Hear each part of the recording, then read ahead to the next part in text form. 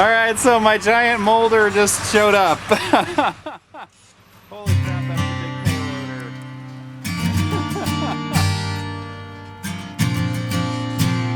Wow, man, that's cool.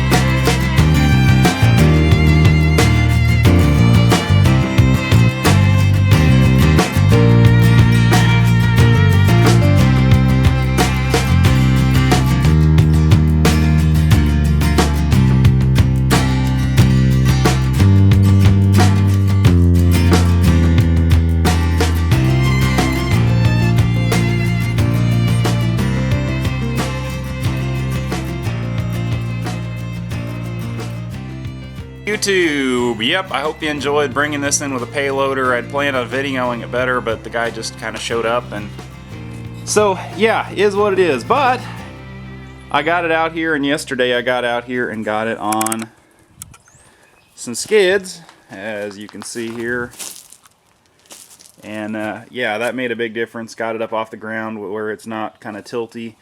We initially just had it blocked up on these things underneath the web there, and yeah, it was really tilty, and I was not happy about that. But I got these 6x6 skids underneath there, and I'm happy my tractor picks this thing up without too much trouble. But yeah, I'm really excited about this. The side heads here, like I was able to slide those off there. You know, these bolts just backed right out, so nothing is too horribly rusty. This main bearing here, I pulled the cap off, and as I guess I could do this here so you can see it, the babbitt inside is fine, which I was pretty excited about. See if I can get this off here. This thing's pretty heavy. I don't know if I can do this one-handed or not. Well, maybe not. But yeah, the bearing inside was good, which really makes me happy. There was no corrosion on the shaft there, which also makes me happy. So everything on this is in pretty decent shape. I'm pretty thrilled. I was able, like I said, to muscle the gear train and get it spinning. You know, it just needs a pretty good amount of work. And also, you know, I just went around with some PB Blaster here and sprayed all the bolts. All these bolts came loose without any trouble. I just put a crest wrench on there, and they just, you know, came loose like they wanted to. So I'm pretty pleased. I still haven't exactly figured out everything on this machine yet, but we'll kind of go through here. Your wood feeds in here, and then as I understand this, You know, it runs up against this piece of angle here, it gets sucked into this first feed roller, over this thing here, and into the next feed roller. Then you have the heads here. This first head is a top head, and as you can see, it's got some pretty wicked knives on it. Out of that, it goes into the left and right heads here, and then it's got a bottom head up here, and then it just spits it out on this side. So really, I guess this is a planer matcher. It's more, I think, meant for probably flooring or something like that, but I'm probably going to see if I can get just some, like a single head for this side to where this will S3S a board where it'll plane the top, joint the bottom, and give me a nice straight edge along the side here for molding, which is kind of what I always had the problem with before, as far as, you know, getting reasonably fast molding blanks and not have to pay for them. But as you can see right there, there's still, you know, the bearing, the caps are still on the bearing, and there's still oil in there from God knows how long.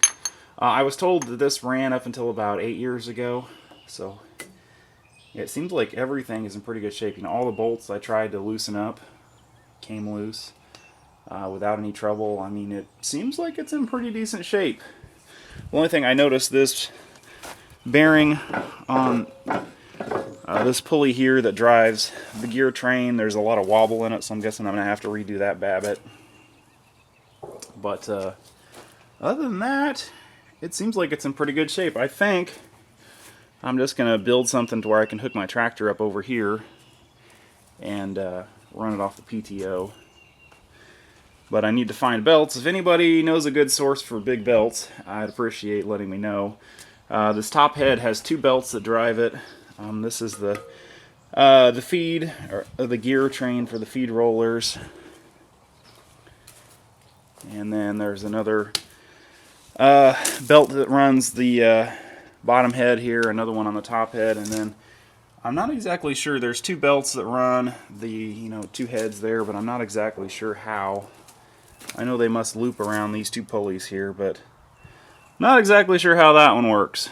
But anyway, yeah, I'm pretty excited. There's going to be a lot of videos about this. I'm going to try and get this thing up and running here probably like within the next year or so. So it's going to be kind of my back burner project, but, you know, should be a lot of fun, and gonna, you know, video the whole thing and learn how to pour some babbitt bearings, and I'm guessing there's gonna be a hell of a lot of sandblasting and wire wheeling to get this thing going, but it should be pretty cool. I think this is gonna be a great addition for out here.